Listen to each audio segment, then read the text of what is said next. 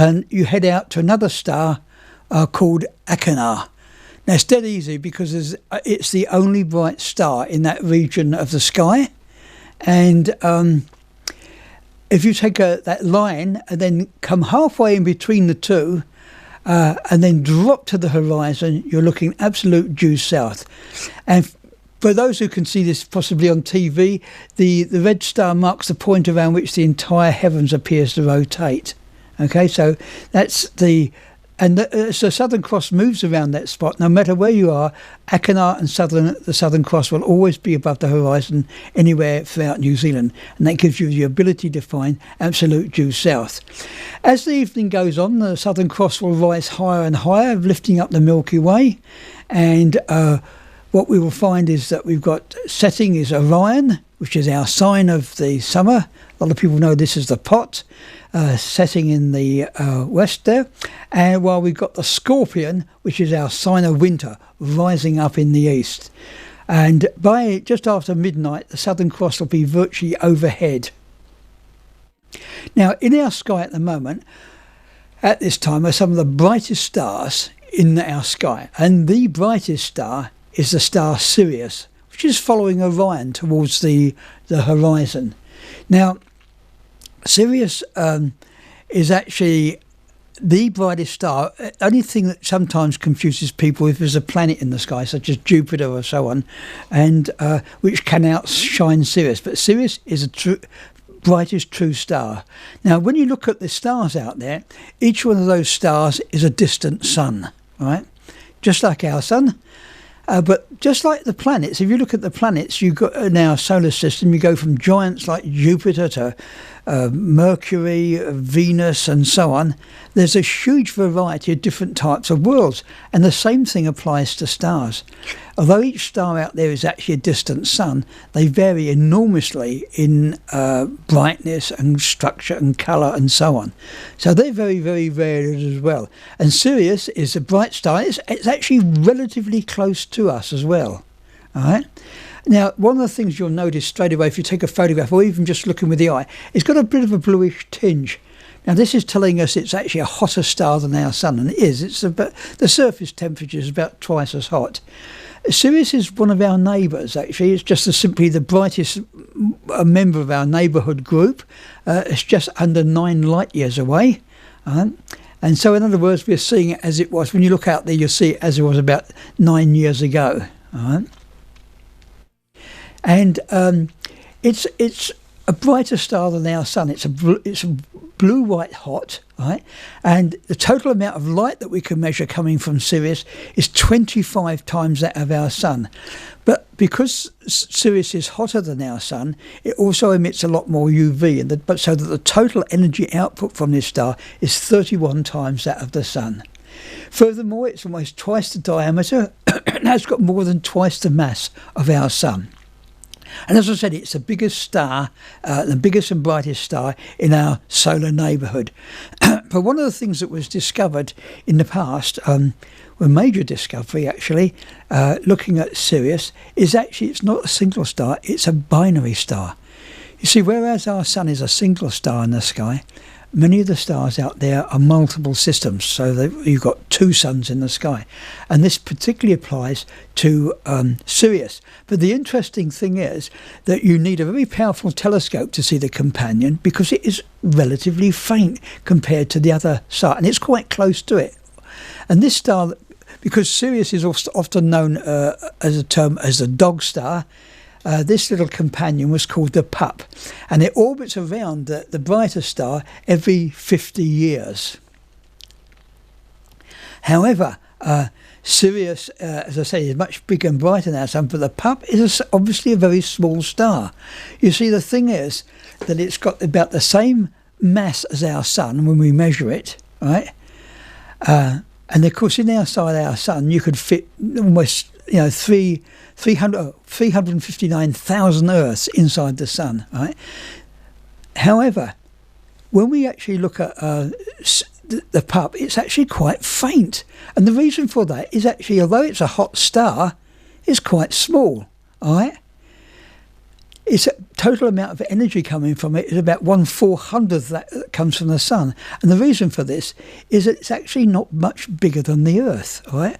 In fact, the Earth is, so not much bigger, the Earth is slightly larger, about 1,000 kilometres larger in diameter. So here we've got this weird and wonderful object, which is a star shining out. It's slightly smaller than the Earth. It's got as much mass as the entire solar system packed into it, slightly more. So this tells you it must be exceedingly dense. So what's happened is that over a period of time, stars like our sun are slowly liberating energy. And as it does so by nuclear fusion. And what it's doing is turning at the moment its hydrogen into helium. At a later stage in its life, as the sun grows older, it will begin to convert the helium into other higher elements. One of those is carbon. And what we find with the pup is that it appears to be the core of a star that was there long, long ago, right? Because this core is made almost entirely of carbon. Furthermore, it's crushed and crystallized to the point that it is in fact our entire planet, is a star rather, is slowly solidifying into a great big gem, all right? And of course what it is, it's turning into a diamond the size of the Earth. So there it is, diamonds in the sky up there, right?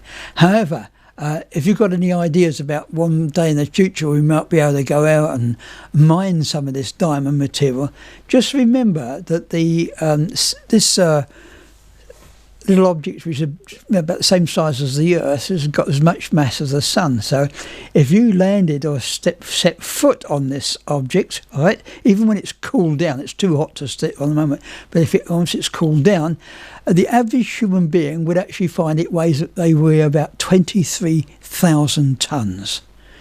And the moment you set foot on this thing, you will just be flattened over the area about the size of a football field. So I'm afraid, and that doesn't matter what material you put there, metal or whatever, everything gets flattened under the enormous gravity of these objects. Right? So that's the pup out there. And it's the first of a type of star discovered, which is what we call a white dwarf. And essentially a white dwarf is the corpse of a once brighter star. And over time that corpse is going to gradually cool down and so on. Anyway, folks, now we're going to have a little bit of music. For those of you who are watching this on TV, it might say, oh, an Arco Flow. However, we've got actually a slightly different piece of music for you right now.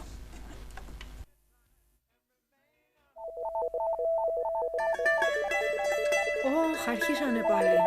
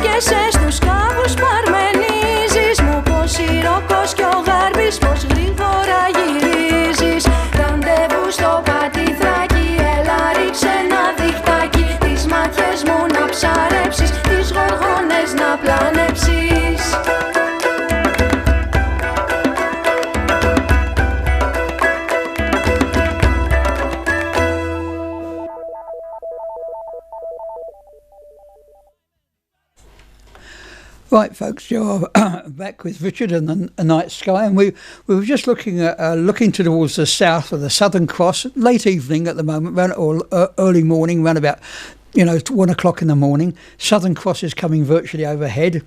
We've got the summer stars Orion setting in the west, and the winter stars of Scorpius and Sagittarius rising up in the east. And we were looking at the bright star Sirius, which is the brightest star in the sky. We're not too far away from Sirius at this time of year. It's actually the second brightest star in the sky, and that is the star Canopus. All right.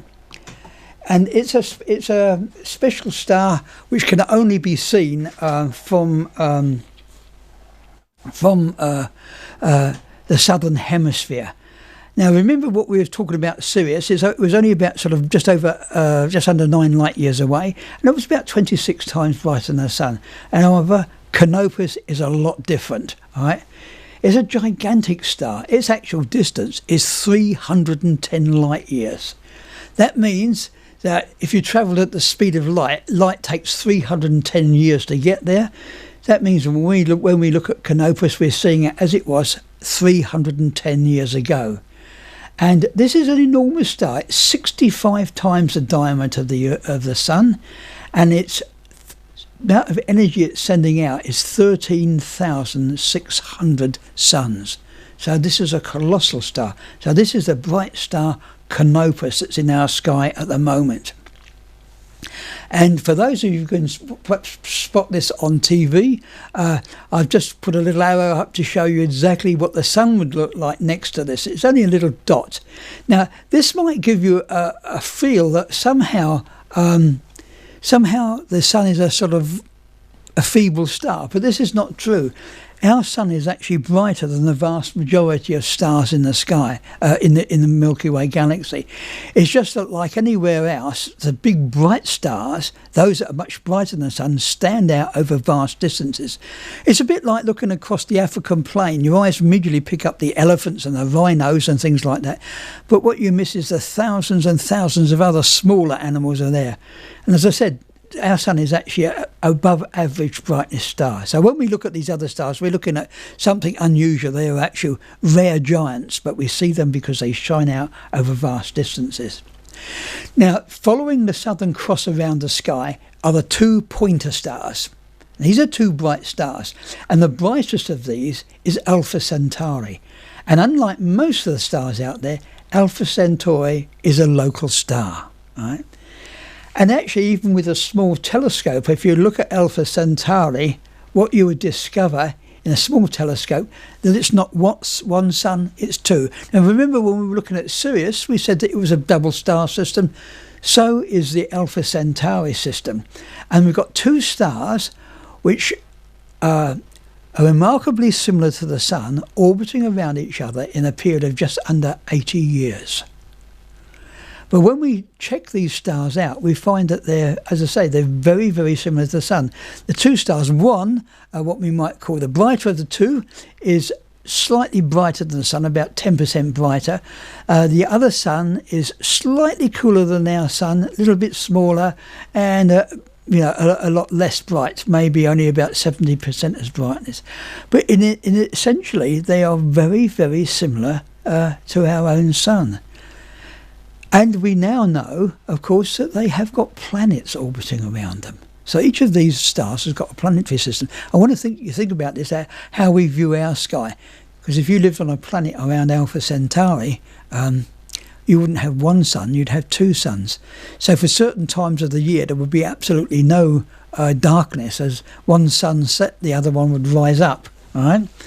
But as I say, both of these have got a retinue of planets. And of course, it may well be, just like the majority of planets orbiting around our sun, that these objects are barren worlds or dead worlds like Venus or Mercury and so on. Because there is always a chance that there is a planet just to the right distance where water can exist. And who knows, therefore, what may exist on one of those planets around Alpha Centauri. And incidentally, you may be interested to know, as far as time goes, our sun is a lot younger. Our sun's an ancient star. It's 4.5 billion years old, but we now know that Alpha Centauri is about 1 billion years older. So that means its evolution of its planets and so on is 1 billion years advanced to where ours are. That could mean that maybe there was a civilization out there, but maybe it was millions and millions of years ago. Or who knows? We can't tell.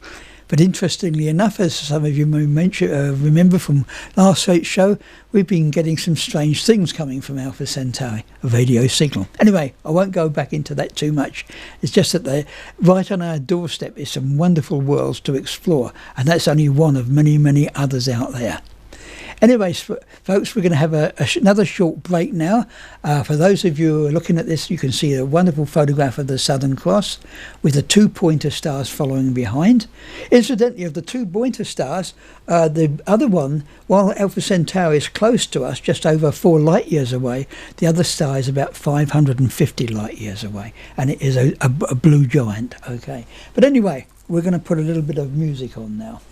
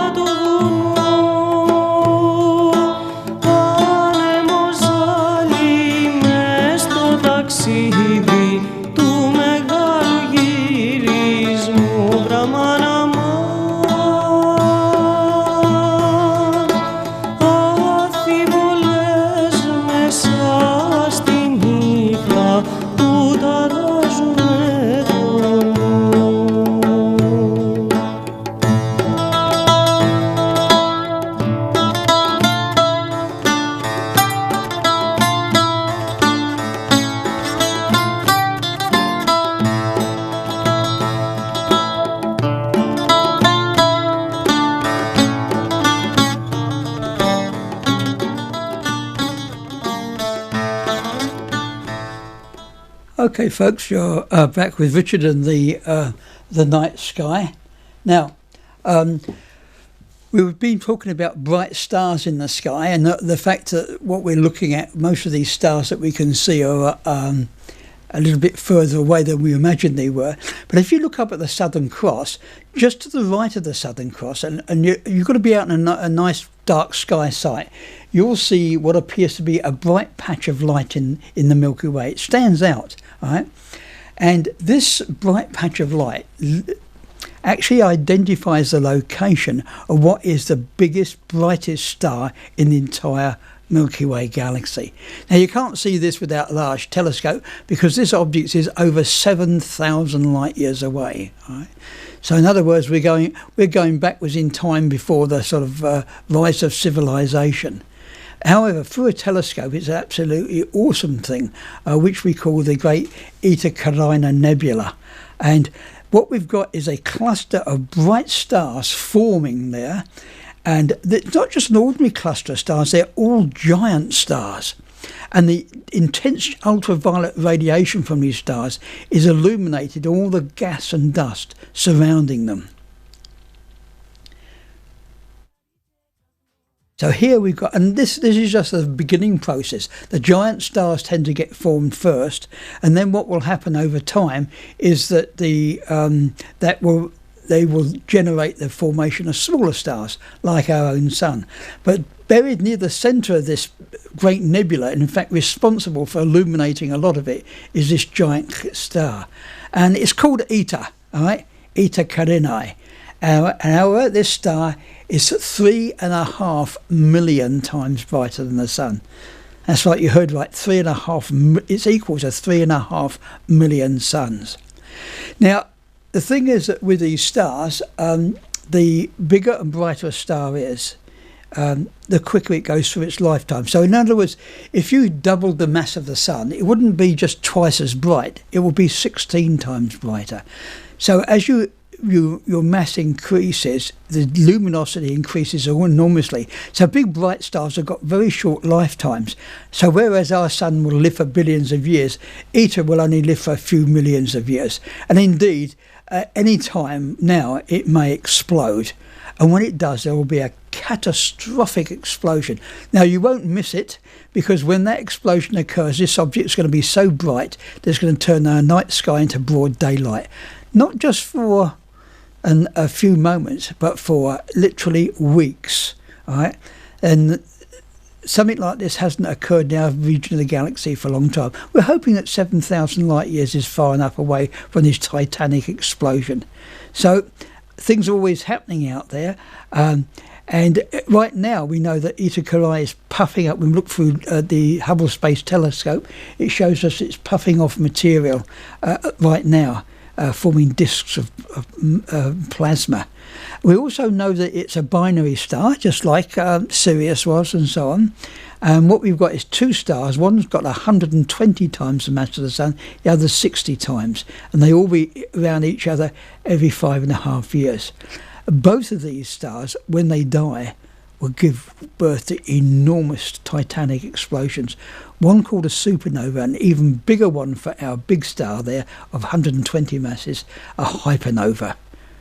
Okay, so that's what it says. I'll huff and I'll puff and I'll blow my house down. All big stars end up essentially like a suicide explosion. And these we call supernova, and every now and again one of them will be visible in the sky. Anyway, folks, so keep looking up at the night sky. Things are going to be happening and changing out there. Just briefly to go through what we've got in on Stonehenge at the moment. Okay, so Stonehenge Aotearoa, we're open Wednesday to Sunday from 10 a.m. to 4 p.m. Okay, and you can have what we call. Hang on. No. Don't leave that. Okay, I'll carry on. Having a few technical problems here, but everything else is working out. We've got some brand new exhibitions there on Mars and the planets and so on, so you can come out to that, and also then take what we call a trek around the stones, where you go out and take a map and wander around. To help you there will be Kay Leather, She's in charge of running the business just out there, the shop and so on. And if you've got any questions about astronomy, you can ask her, because she's an expert herself in astronomy, particularly Māori astronomy. So that's the ordinary things. And if you want to meet me out there, you have to come on one of our tours. Well, guided tours have to be ordered. You have to put them down. But what we do is then take you on a story tour of the night sky, telling you all the stories and things in detail. So those are the guided tours, but they have to be booked for that. Also, Friday and Saturday evening, we have Star Safari. Each evening we've got the stars, astronomy, looking at the first of all the stars, and then through large telescopes. And you've got Harry Tina and Sam taking you on that. Brilliant astronomers. But again, I recommend your book, all right, because sometimes we can get too many people out here. We can only have so many, okay? And finally, just to mention that coming up, of course, we talked about the change of the seasons. Next Saturday is March the 20th. That is the time of the autumn equinox. And at Stonehenge, we're going to be doing a special programme just about the equinox, the great stories behind them and so on. And hopefully, if it's nice and clear, we'll be able to take you out and show you the sun setting over the equinox hailstone. Anyway, folks, that's Richard. I'll be back with you in about a fortnight from now. And don't forget, pop out and see us out at Stonehenge. And keep looking up.